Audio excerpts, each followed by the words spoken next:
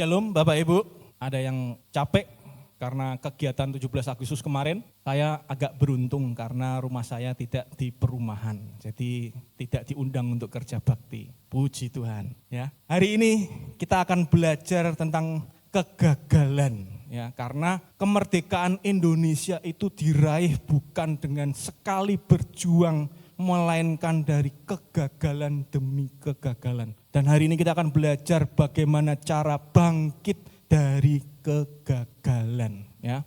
Kegagalan itu bisa dialami oleh siapa saja. Ya. Banyak tokoh Alkitab yang mengalami kegagalan. Ya, Musa gagal mencapai tanah perjanjian. Ya, kemarin kita belajar Yosua, ya, gagal untuk menaklukkan kota Ai. Bahkan Yusuf pun yang kita kira hidupnya baik-baik saja juga gagal karena dia mengandalkan manusia ketika di penjara. Ya. Dan bukan suatu kebetulan tanah perjanjian itu, kita tahu tanah perjanjian adalah tanah Kanaan. Tanah Kanaan. Kanaan ini adalah keturunan dari Nuh. Ya. Siapa sih Nuh? Nuh adalah orang yang tidak tercela, tidak bercela sehingga dia selamat dari air bah. Tapi orang yang sudah diselamatkan, ya, mengalami keselamatan juga bisa gagal. Ya, kalau kita baca dalam Kejadian 9, ya, seorang yang benar di mata Tuhan, Nuh ini ternyata mengutuk anaknya, keturunan anak yang ketiga, ya, Ham, karena ya ketika keluar dari bahtera, satu-satunya yang memulai bertani adalah Nuh dan dia bertani kebun anggur, Bapak Ibu. Ya, selama bertani dia menghasilkan anggur. Setelah minum anggur mabuklah Nuh dan dia telanjang dalam kemahnya. Ya, ini adalah sejarah tanah Kanaan, Bapak Ibu. Setelah telanjang dalam kemahnya, Ham itu kebetulan masuk ke dalam kemahnya melihat aurat ayahnya. Dan bukannya menutupi aurat ayahnya, dia malah bercerita kepada kedua saudaranya Sem dan Yafet. Ya. Apa yang dilakukan Sem dan Yafet adalah menutup aurat ayahnya kalau kita baca dalam Kejadian 9. Ya. Tetapi setelah Nuh mendengar apa yang dilakukan ketiga anaknya ini, dia akhirnya mengutuk Kanaan. Dia berkata, terkutuklah Kanaan. Ya. Dari Kanaan lahirlah bangsa-bangsa yang sebagian besar mendiami, ya, yang kita kenal sebagai tanah perjanjian. Ya. Mari kita baca Alkitab Yosua 7 ayat 5 sampai 6. Ini adalah kegagalan yang dialami oleh Yosua setelah menaklukkan Yeriko yang memiliki tembok yang luar biasa. Sebab orang-orang Ai menewaskan kira-kira 36 orang dari mereka. Orang-orang Israel itu dikejar dari depan pintu gerbang kota itu sampai ke Shebarim dan dipukul kalah di lereng. Lalu tawarlah hati bangsa itu amat sangat. Yosua pun mengoyakkan jubahnya dan sujudlah ia dengan mukanya sampai ke tanah di depan tabut Tuhan sehingga petang. Bersama dengan para tua-tua orang Israel sambil menaburkan debu di atas kepalanya. Ya, kita semua pernah mengalami kegagalan dan kita tidak bisa selalu menghindari kegagalan. Ya, tapi kegagalan bukanlah akhir dari segalanya. Ada yang gagal dalam bisnis, ya, ditipu orang, rugi, ya, besar pasak daripada tiang, ya, terpaksa harus menutup toko, ya. Ada yang gagal dalam pekerjaan, di PHK, ya, gaji tidak pernah naik, ya, kalah saing dengan tenaga asing, ya. Dalam rumah tangga juga ada yang gagal membesarkan anaknya, ya, sering berselisih cekcok, ya, anak jadi pembuli di sekolah, ya, anak hamil di luar nikah dan sebagainya. Dalam pendidikan pun anak-anak juga bisa mengalami kegagalan. Ya, ketika tidak bisa mewujudkan keinginannya mendapat nilai yang bagus, nilai ulangannya jatuh. Ya, kita tidak bisa selalu menghindari yang namanya kegagalan. Ya, Yosua pun demikian. Yosua juga gagal dalam menaklukkan kota Ai. Dan biasanya, ya, kegagalan itu selalu berimbas pada kerohanian kita. Ya, slide saya hilang Bapak Ibu. Ya, dalam Yosua 7 ayat 12, Tuhan itu tidak menyertai Yosua lagi. Ya, jika barang-barang yang dikhususkan itu tidak dimusnahkan. Ya, dalam dunia kita, jika kita tidak bisa mewujudkan keinginan kita, ya, itu akhirnya berujung kepada kerohanian kita. Kita mulai merasa bahwa Tuhan meninggalkan kita. Betul enggak? Ya. Saat kita mengalami kegagalan, kadang kita ini lebih parah lagi menyalahkan Tuhan. Ya.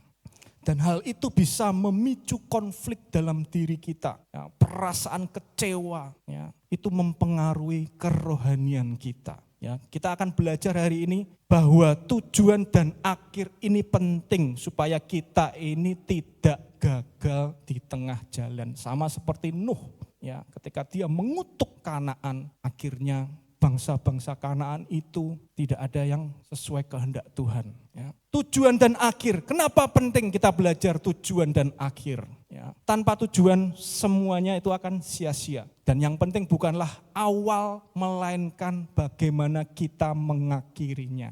Amin, Bapak Ibu. Ya. Ketika memasuki tanah perjanjian, bangsa Israel itu melupakan apa yang paling penting dalam hidup mereka, yaitu panggilan mereka. Kita pun juga demikian. Kita terkadang dalam berjalan bersama Tuhan, kita juga kehilangan sesuatu yang penting dalam kehidupan kita. Ya, tujuan kita bahwa kita harus mencapai akhir. Tujuan kita apa sih? Ikut Tuhan. Selamat bukan? Ya, tetapi dalam perjalanan kita, ya, seringkali kita ini mengalami kegagalan. Tidak semua jalannya itu mulus. Dan bangsa Israel ini lupa apa yang terpenting dalam kehidupan mereka, yaitu panggilan Tuhan keluar dari tanah Mesir, keluar dari perbudakan. Ya, dikatakan dalam Ulangan 7 ayat 7, di sana kita tahu bukan karena banyak jumlahmu dari bangsa manapun juga, maka hati Tuhan itu terpikat pada bangsa Israel. Jadi bukan karena jumlah mereka, hati Tuhan itu terpikat bagi bangsa Israel. Bangsa Israel itu melupakan kualitas mereka dipanggil. Mereka di dalam Yosua 7 ini, mereka memperdulikan kuantitas. Perhatikan Bapak Ibu, ya. Panggilan Tuhan ini menandakan rasa sayang Tuhan terhadap orang Israel. Kemarin kita belajar minggu kemarin tentang kesetiaan Tuhan. Ya. Dan selama perjalanan dipanggil keluar dari Mesir, banyak pertempuran yang terjadi. Ya. Mereka menang dalam pertempuran bukan karena kekuatan mereka. Catat baik-baik. Yang mengejar mereka siapa? Bangsa Mesir. Ya, Firaun dengan kereta kudanya. Bangsa Israel belum bisa bertempur sehingga Tuhan melewatkan tanah Filistin. Ya. Dan ketika di Rafidim, mereka diserang dari belakang oleh bangsa Amalek. Tapi Tuhan memberi kemenangan. Ini berarti karena Tuhan mengasihi bangsa Israel. Bukan karena kekuatan mereka. Nah, kita pun juga demikian. Kadang ketika kita berjalan bersama Tuhan, kita lupa dengan Tuhan. Kualitas siapa yang memanggil kita. Ya, kita mulai memakai kekuatan kita sendiri. Ya, kita melupakan bahwa yang selama ini membawa kita dalam kemenangan-kemenangan itu adalah Tuhan. Ya. Selama menyeberangi sungai Yordan, kita tahu bahwa bangsa Israel selalu membawa tabut perjanjian. Betul ya? Ya, tabut perjanjian. Ini adalah simbol penyertaan Tuhan. Ketika keluar dari tanah Mesir, Musa menulis Taurat, memberi perintah kepada bangsa Israel untuk membuat kemah suci, dan salah satunya membuat tabut perjanjian, ya, yang terletak dalam kemah suci. Ya, dia berada di dalam ruang maha kudus di mana Tuhan itu berbicara dengan Musa, memberi perintah kepada Musa. Di dalam tabut perjanjian ini ada yang namanya buli-buli mana, ya. Kalau kita baca Keluaran 16, ya, di situ buli-buli berisi mana itu harus diletakkan di dalam tabut perjanjian. Ada 3 benda yang ada di dalam tabut perjanjian. Yang pertama buli-buli mana.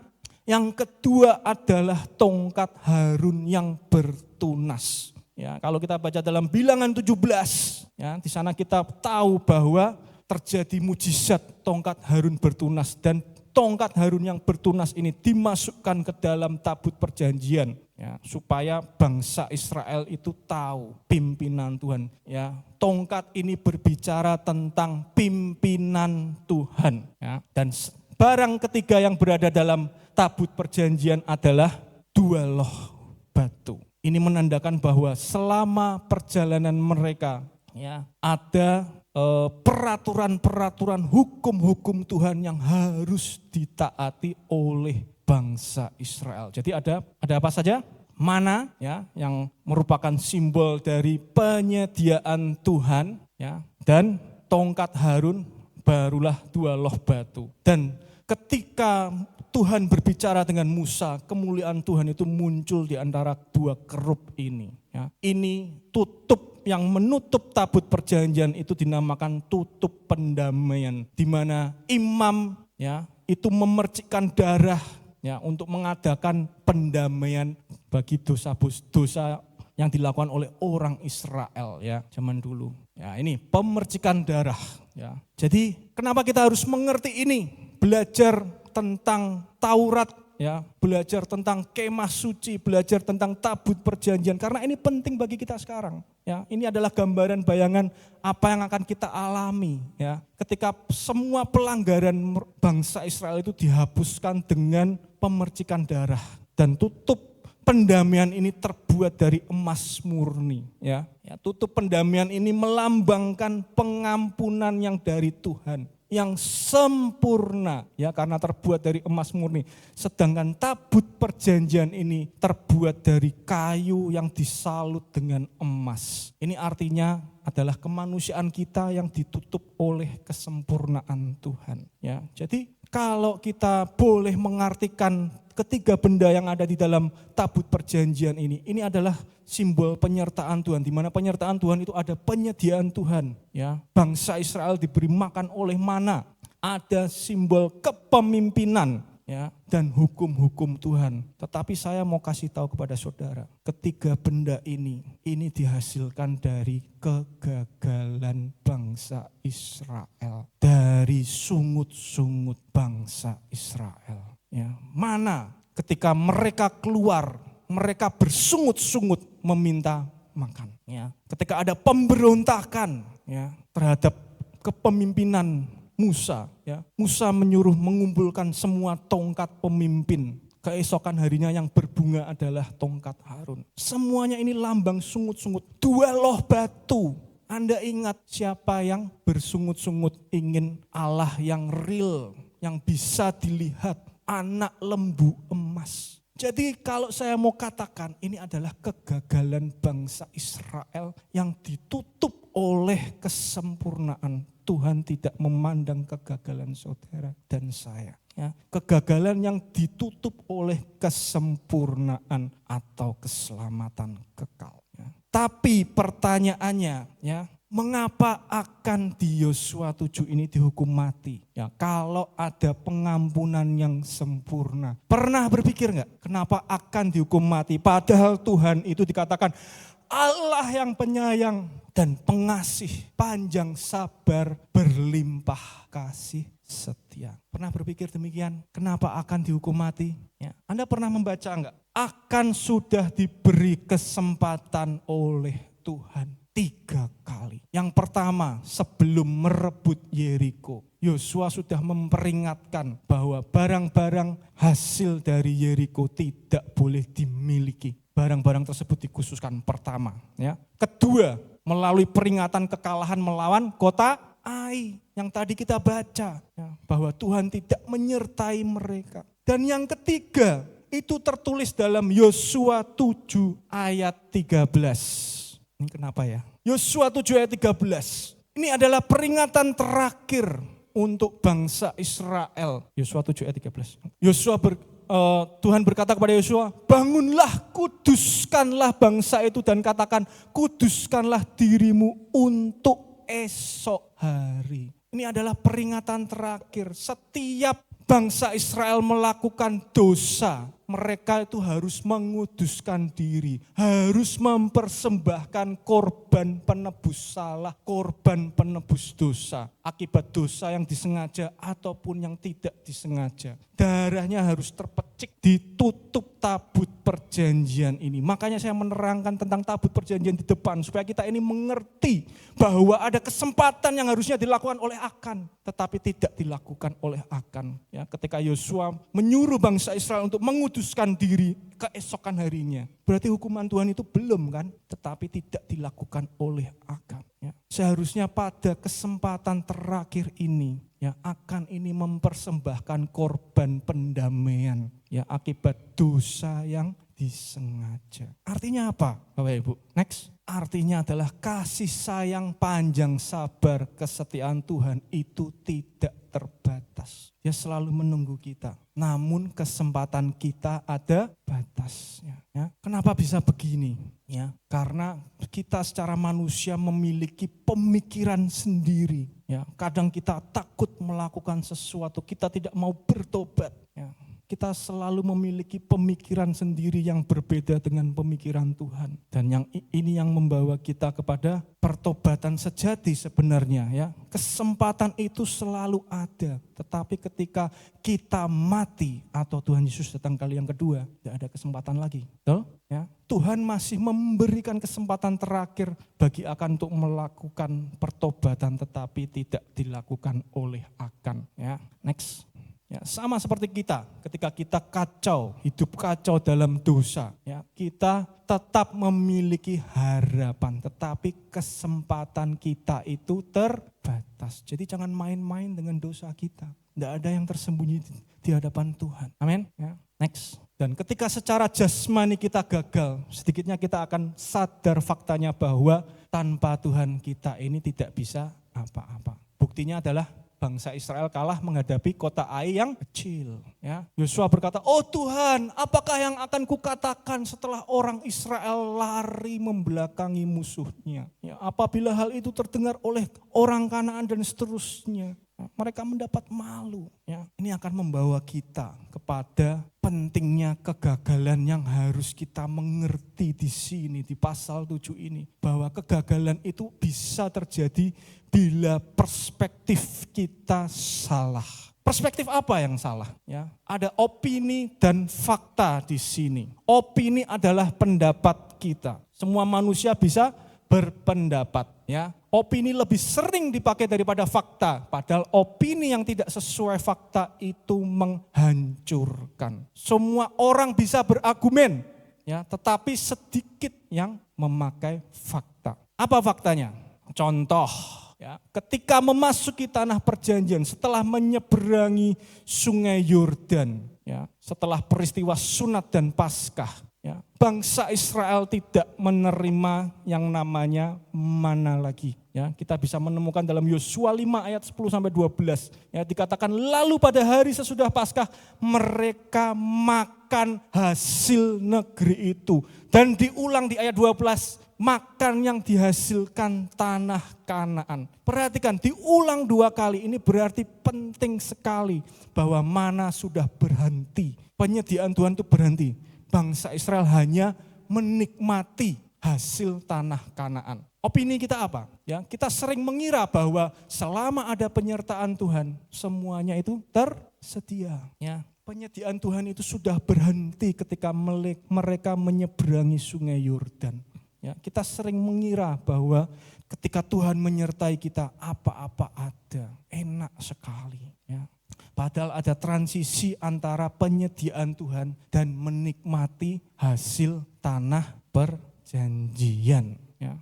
Penyediaan Tuhan itu adalah bagian dari penyertaan dan kesetiaan Tuhan. Namun kita akan gagal memahami kesetiaannya ketika hanya ingin segalanya ada untuk kita. Ya. Sama seperti orang tua yang baik tentu menginginkan anaknya ketika menjelang dewasa dia bisa berdiri dengan 2 kakinya sendiri, betul? Ya, mana ada orang tua yang ingin anaknya terus bergantung kepada orang tua? Ya, nggak ada, karena itu akan menghancurkan mereka. Mereka tidak akan bisa survive, mereka akan mengalami kegagalan demi kegagalan, ya. Ketika kita menjelang dewasa, kita mulai harus memenuhi kebutuhan sendiri, mulai harus mandiri, ya, tidak bergantung kepada orang tua. Dan di sini dahulu bangsa Israel itu adalah hamba dosa, ya, karena tinggal di Mesir. Mesir itu lambang dari perbudakan dosa. Dan sekarang kita ini sebenarnya apa? Masih statusnya hamba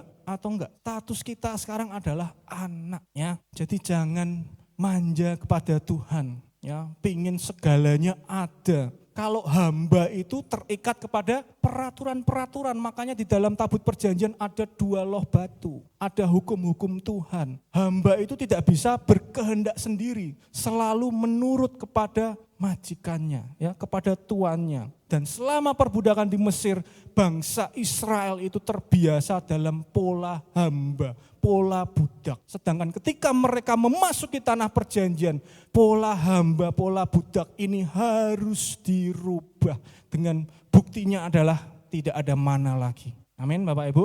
Ya, ketika kita menjelang dewasa, kita akan mendapatkan yang namanya tantangan baru. Karena kita mulai bertanggung jawab terhadap diri kita sendiri. Ya, kita tidak bisa mengandalkan orang tua kita terus-terusan. Ya, makanya Tuhan tidak menyediakan mana lagi. Dan opini kita yang ada di kepala kita selalu berpikir bahwa Tuhan itu menyediakan segalanya. Enggak Bapak Ibu. Dia memang Allah yang setia, yang mengasihi kita. Tetapi tidak segalanya itu tersedia bagi kita. Ya, orang Kristen yang kanak-kanak, mereka akan masih sering bersungut-sungut, ingin segalanya tersedia, ya, diberkati terus-menerus oleh Tuhan. Ya, saya pun juga kadang pingin kembali ke anak-anak Bapak Ibu, pingin diberkati, amin. Ya, nggak ada yang nggak pingin diberkati, ya, nggak munafik, betul ya. Tetapi menjelang dewasa kita harus bertanggung jawab terhadap diri kita sendiri, ya, mulai menikmati yang namanya tanah perjanjian. Ya, jadi lihat perbedaannya, ya. Jangan jadi anak yang suka menuntut, ya. Kalau kita statusnya sudah anak tetapi suka menuntut, apalagi menuntut warisan, belum waktunya sudah menuntut warisan, akan jadi apa? Anak yang terhilang, ya. Fakta dan opini, ya. Sudah mulai bisa membedakan antara fakta dan opini, ya. Dulu kita adalah hamba dosa, sekarang kita adalah anak. Makanya grow up. Katakan kanan kiri, hai grow up. Hai grow up man. Jangan jadi hamba terus men, gak ada suaranya. Grow up men. Nah, faktanya adalah yang kedua, mereka menaklukkan Yeriko bukan dengan kekuatan mereka sendiri. Tetapi kalau kita baca dalam pasal 7, maka kita akan menemukan bahwa mereka mulai meninggalkan kekuatan Tuhan. Mereka mulai mengandalkan kekuatan sendiri. Ya, dikatakan dalam Yosua 7 ayat 3, tidak usah seluruh bangsa itu pergi, ya. Cukup kira-kira 2 atau 3.000 orang saja. Tidak usah kau susahkan bangsa itu ke sana kemari, ya. Sebab orang di Ai itu sedikit saja. Ya. Ini adalah opini Bapak Ibu. Ya. Mungkin faktanya kota Ai memang kecil, ya. Sama seperti Israel, negara Israel sekarang kecil. Tetapi kalau senjatanya canggih gimana? Ya. Ayo loh. Ya, negara Israel itu meskipun kecil, mereka memiliki pertahanan terbaik. Ya, ketika ada rudal masuk ke daerahnya, mereka punya sistem dom yang menangkal rudal, anti rudal. Canggih sekali. Ya, mungkin saat itu kota Ai memang kecil. Ya, tetapi bangsa Israel mulai beropini bahwa tidak usah menyusahkan bangsa Israel yang sebegitu banyaknya, cukup 2.000 atau 3.000 orang saja. Ya, inilah yang kita lakukan. Ya, ketika kita lebih mengandalkan opini kita daripada fakta, maka kita akan gagal. Ya. Fakta selanjutnya, 1 orang akan yang berdosa, seluruh Israel terkena dampaknya. Dan opini yang ada di luar agama Kristen tentu saja ya. 1 orang Adam yang berdosa, dosa tidak bisa diwariskan. Faktanya ketika lahir ya, anak-anak tidak ada yang mengajari, ketika melakukan kesalahan, kegagalan mereka bisa berbohong karena takut. Mereka membawa benih dosa. Ya. Ini kisah di Yosua pasal 7 ini terselip kisah Injil ya. yang di masa depan ini adalah gambaran dari Tuhan Yesus yang akan menyelamatkan kita semua. Amin. Ya. Jadi akan ini harusnya itu bertobat ya. Tetapi faktanya akan ini tidak bertobat dan bangsa Israel ini mulai lebih memilih memakai opini daripada fakta. Dan yang ketiga, ketika kita mengandalkan opini, ya, itu selalu berbenturan dengan logika kita. Ya. Perhatikan, kita akan belajar dari kegagalan bagaimana kita bisa gagal kalau kita ini terlalu mengandalkan logika dan iman. Dua hal ini sering sekali kita alami, logika dan iman. Ya, bagaimana mewujudkan apa yang belum terjadi itu bergantung pada pilihan kita. Kita mau percaya logika kita atau iman kita. Ya, kan belum terjadi. Ya, dan kita ini paling suka dengan sesuatu yang logis. Ya, hitung-hitungan, kalkulasi, peluang bisnis. Kalau saya melakukan ini, keuntungannya sekian.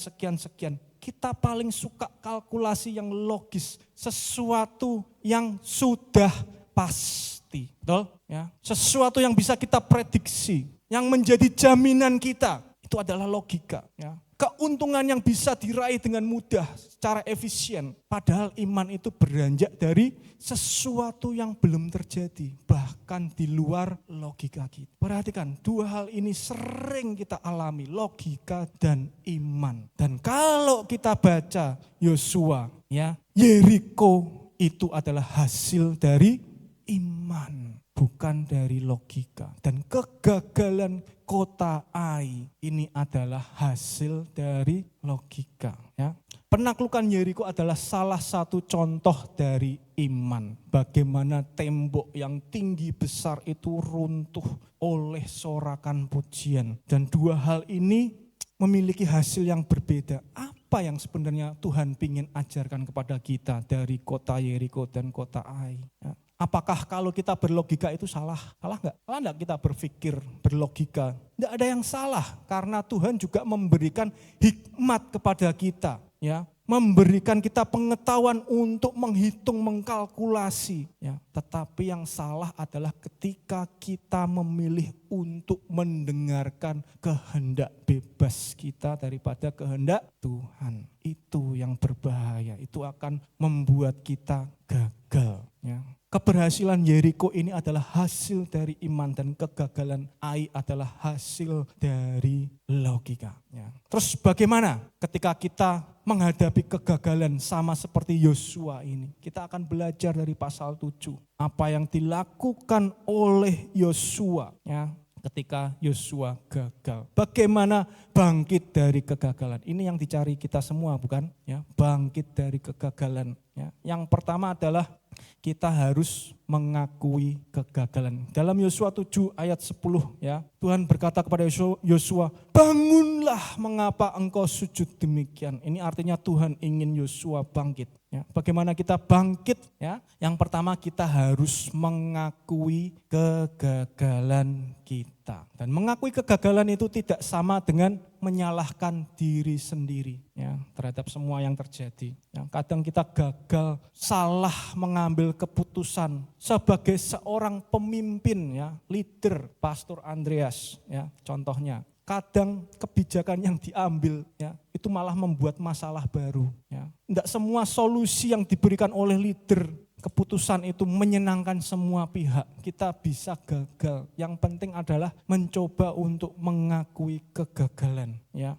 Yosua mengakui kegagalan dengan bersujud, ya, menaburkan abu di atas kepalanya. Ini tidak susah, ini tidak gampang Bapak Ibu. Ya, kalau kita baca dalam Yosua 1, ya, baru saja Yosua itu memperoleh kepercayaan dari bangsa Israel karena bangsa Israel itu menuntut Yosua memimpin sama seperti Musa. Mereka memiliki ekspektasi yang tinggi terhadap Yosua. Gak mudah untuk mengakui kegagalan di hadapan bangsa Israel ketika sudah memiliki kepercayaan.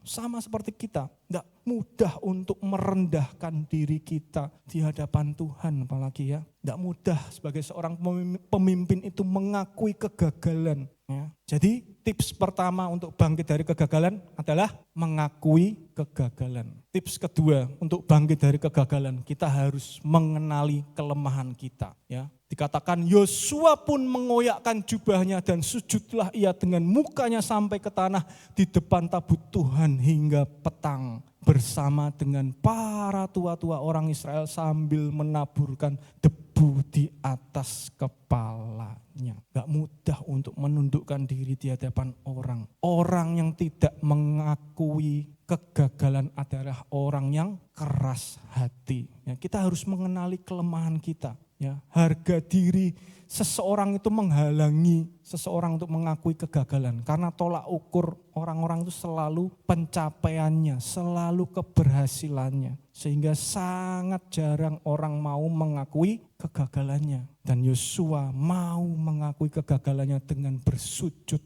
di hadapan Tuhan. Ya, bersama dengan tua-tua orang Israel. Ya, tentu saja setelah mengenali kelemahan kita harus belajar dari kegagalan. Pepatah mengatakan bahwa guru yang terbaik adalah pengalaman, begitu pula dengan kegagalan. Ya. Semua kegagalan itu diizinkan Tuhan untuk mengasah karakter kita.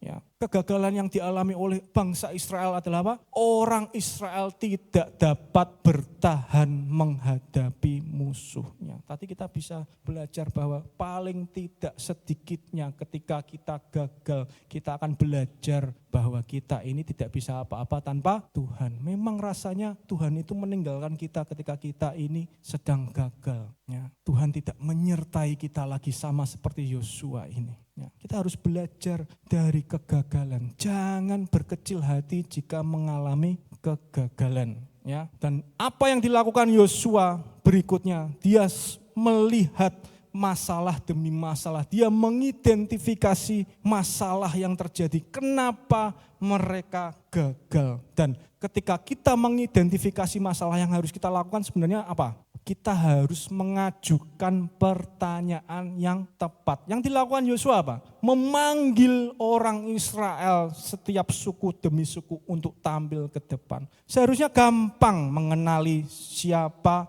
biang kerok dari kekalahan Ai. Ya, ketika ada bangsa dari suku mana yang tidak mempersembahkan korban pendamaian. Betul ya? Ya, ini yang dilakukan oleh Yosua. Ya, akhirnya tampillah suku Yehuda. Ketika tampil ke muka kaum-kaum Yehuda, maka didapati kaum Serah. Setelah kaum Serah, seorang demi seorang akhirnya didapati Akan. Kita harus mengajukan pertanyaan yang tepat. Apa pertanyaan yang tepat? What? Ya, apa yang menyebabkan kita gagal? Ya, apa yang menyebabkan bisnis merugi terus? Ya, apa yang menyebabkan Israel kalah dari kota Ai, kota yang lebih kecil dari kota Yeriko? Ya, dan yang kedua, kita bisa mengajukan pertanyaan yang tepat tentang personnya. Siapa? Ya, siapa yang menyebabkan bangsa Israel ini kalah? Kalau di dunia kita, siapa yang menyebabkan usaha kita ini rugi? Ya, SDM yang kurang cakap kah? Ya, SDM yang tidak bisa bekerja sesuai SOP kah? Ya, siapa? Di mana? Where? Ya, di mana kebocoran itu terjadi? Ya, bagian keuangan kah? Ya, bagian marketing kah? Ya, mungkin Tante Melani ini sering bisnis trip ke luar negeri, ya, sehingga bocor keuangan Geto Eco. Ya, bisnis trip loh, bisnis trip bukan trip. Di mana kebocoran itu terjadi? Ya, bagian marketing atau bagian keuangan, ya, mungkin ada pengeluaran tidak terduga, pameran dan sebagainya. Dan bagaimana kebocoran itu terjadi, sumber masalah itu dan bagaimana mengatasinya. Ya. Perlu enggak memanggil satu persatu orang yang bertanggung jawab terhadap kegagalan itu? Ya. Perlu enggak mengadakan audit perusahaan? Sering enggak Pak audit perusahaan Pak? Enggak sering, harus nih Pak, panggil auditor.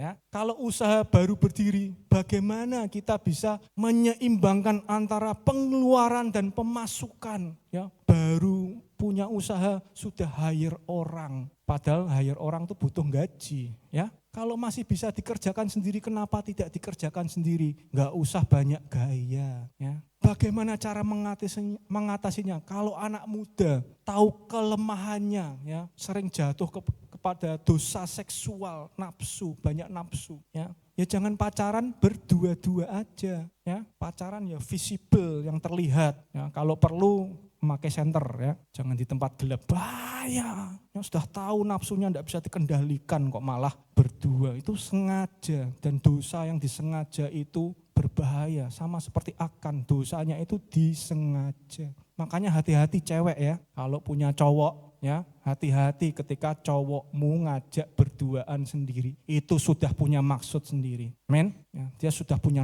maksud jahat terhadap dirimu. Tahu nggak bedanya cinta, ya, love dengan nafsu? Kalau cinta itu memberi, kalau nafsu itu mengambil. Ya, hati-hati ya. Kalau yang lagi deket sama cowok, jangan berdua-duaan, cewek-cewek terutama ya. Yang punya anak cewek, saya juga punya anak cewek. Hati-hati, jangan berdua-duaan. Di mobil pun bisa terjadi ya. Kalau berdua-duaan bahaya. Dosa yang disengaja itu paling ngeri ya. Selama masih ada waktu bertobat masih aman, tetapi kita belajar kalau tidak ada kesempatan untuk bertobat itu berbahaya. Bertobat itu di dalam perjanjian baru itu memakai kata metanoia, itu artinya perubahan pikiran. Ya, yang harus dirubah dari diri kita itu adalah pikiran kita. Ya, makanya Yosua itu mengidentifikasi masalah. Ya, hal pertama yang bisa kita lakukan adalah mengidentifikasi masalah. Barulah kita bisa mengambil yang namanya tindakan. Dan tindakan ini harus berdasarkan fakta, bukan opini. Ya, kalau bangsa Israel kalah melawan kota Ai, ya, ada tindakan dan tentu saja tindakan itu berdasarkan fakta. Karena faktanya apa? Mereka tidak mengandalkan Tuhan, mereka mengandalkan kekuatannya sendiri, ya.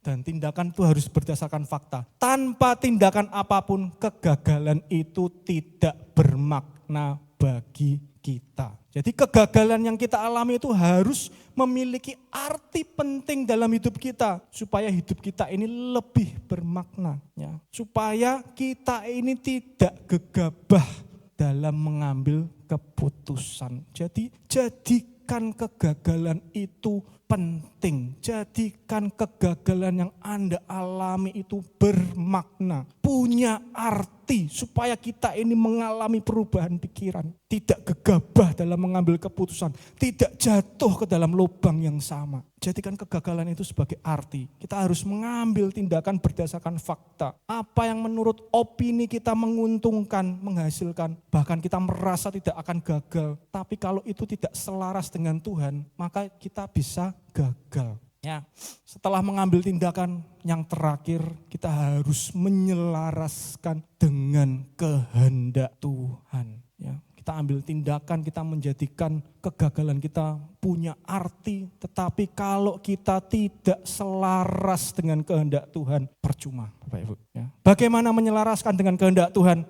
Kalau kita baca dalam Yosua 8 ayat 1-3. Ya. Kemudian berfirmanlah Tuhan kepada Yosua, janganlah takut dan janganlah tawar hati. Bawalah seluruh tentara dan bersiaplah, majulah ke Ai. Ketahuilah aku menyertai, ketahuilah aku serahkan kepadamu raja negeri Ai, rakyatnya, kotanya dan negerinya. Dan lalu yang dilakukan Yosua apa? Lalu bersiaplah Yosua beserta seluruh tentaranya untuk pergi ke Ai. Yosua memilih 30.000 orang pahlawan-pahlawan yang gagah perkasa. Ya. Menyelaraskan dengan Tuhan itu tidak mudah, Bapak Ibu. Ya, meskipun Tuhan sudah berkata bahwa Tuhan menyertai kita, tetapi mentaati seluruh kehendaknya itu tidak mudah. Ya, ternyata kota Ai yang kecil itu tidak mudah untuk ditaklukkan. Ya, Tuhan berkehendak bahwa Yosua harus membawa seluruh tentara. Ya, walaupun Tuhan sudah berkata akan menyerahkan Ai ke tangan bangsa Israel, ini tidak mudah. Ya, dan kegagalan itu terjadi dalam kehidupan kita itu biasanya terjadi karena keinginan kita itu berbeda dengan keinginan Tuhan. Ya. Mungkin hari ini ada beberapa dari saudara kita yang mengalami kegagalan. Ya. Dan kegagalan itu berimbas kepada kerohanian kita. Kita merasa Tuhan tidak menyertai kita, Tuhan meninggalkan kita. Itulah tandanya bahwa kita harus berbalik. Karena Tuhan itu adalah Tuhan yang setia. Dia adalah Allah yang setia. Dia selalu menunggumu untuk berbalik, kembali mengandalkan Tuhan, dan menyelaraskan panggilanmu terhadap panggilannya. Ya, Tuhan itu selalu tahu isi hati kita. Ya, kehendak bebas kita yang tidak sesuai dengan kehendak Tuhan, Dia itu selalu tahu. Bila itu terjadi hari ini, engkau yang merasakan itu, mari kita nyanyikan pujian ini.